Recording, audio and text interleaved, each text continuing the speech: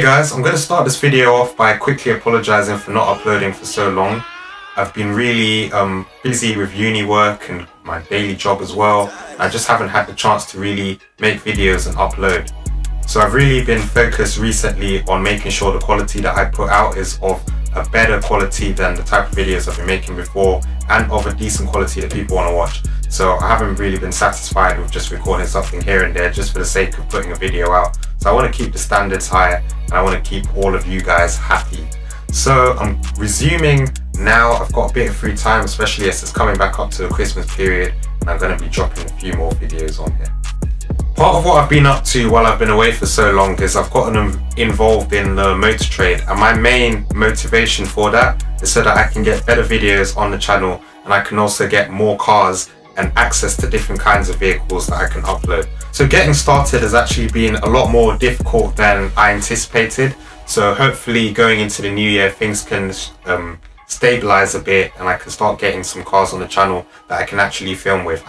So in this video I'm going to be going into things that people do to their cars that absolutely ruins the look of them. I'm just going to drop in here quickly. The great thing about modifying cars and also the car community worldwide is that we usually end up with something that looks completely unique and different to everyone else's vehicle, and it's nice to add your own personal touch to your car, make it yours, make it stand out, and it looks good most of the time. But occasionally there's a couple of things that you can do to absolutely ruin the look of your car. These terrible mods aren't regular people's fault, it's the companies that are producing these products, selling them off really cheap, and people are going and buying them as cheap ways to improve the look of their car when really they don't know that they're actually ruining them. So I'm gonna start off a bit controversial and throw this one out there, and this is fitting completely outrageous alloy wheels to your car. So this is like the type of wheels that clearly aren't designed for your vehicle, don't really suit it at all, don't match the color of the paint, and you've just gone and chucked it on there anyway. You know the kind of wheels I'm talking about. Don't do it. If you're thinking about doing it, get some second, third, fourth, fifth, sixth, seventh, eighth, ninth, 10th opinions before you start choosing a random pair of wheels. Then again, it's your decision, it's your car. And with all of these tips, with all of these points that I'm raising, it's your car, so you can do whatever you want to it. Surprisingly, fitting wheels that don't suit your car isn't the worst thing you can do. There's things you can do to ruin the look even more than that. So I'm going to jump straight into my biggest pet peeve when it comes to aftermarket modifications that are just terrible. And this is chrome pieces that you can buy. Those little chrome strips that you can pick up from stores like Halfords and eBay, and they go around the trim of your car. The ones that are meant to look nice, I don't know, maybe people buying them think they look nice, and if you're one of the people who buys them, don't hate me for saying this, but they don't look nice. Each to their own, but fitting chrome trim around a car that wasn't really designed to have chrome trim in the places that you're putting it doesn't always look too good. Majority of the time it looks tacky. The next thing you can do to absolutely ruin the look of your car is fit a massive spoiler on the back of it. And I'm talking about a spoiler that doesn't suit the car, a spoiler that's too big, and a spoiler that doesn't make any sense to be on it. And I know that there's some trends of like fitting big spoilers, especially to performance cars right now, and not a lot of them look bad, to be honest. I like a spoiler, and if it's decent and it looks nice and it matches the style of the rest of your vehicle, yeah, maybe it's okay. But if you're gonna fit a huge spoiler to a car that has a tiny engine and it doesn't really make any sense to be there, you're probably gonna get more people laughing at you while you're driving by than complimenting you. So it's something to bear in mind. Another thing that you should never do to your car is fit fake blow-off valves. And these are little devices that you can get and screw into the exhaust pipe, and it makes it sound like you have a turbo fitted to your car when you don't have a turbo in your car. So when you're driving down the street, it makes this little whistling sound.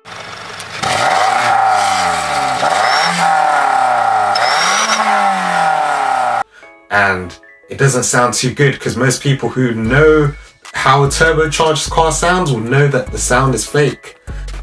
Right, here's a big one that will upset a lot of people, and it's one that I'm going to tread very carefully in, because You can very easily go wrong with it, but it's also a very nice modification to do if you do it right.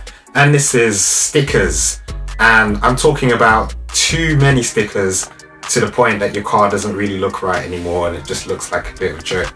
And obviously, if you've done this in an artistic way that looks really good and your car stands out and it looks unique, then good on you. But if you've just gone and bought the most random bunch of stickers and stuck them on there, I'm talking stickers like, for example, stickers that say you have a turbo or you've got a supercharger or something like that, and your car doesn't really have one, then you're probably going to offend a couple of people rather than making them think that your car looks really nice.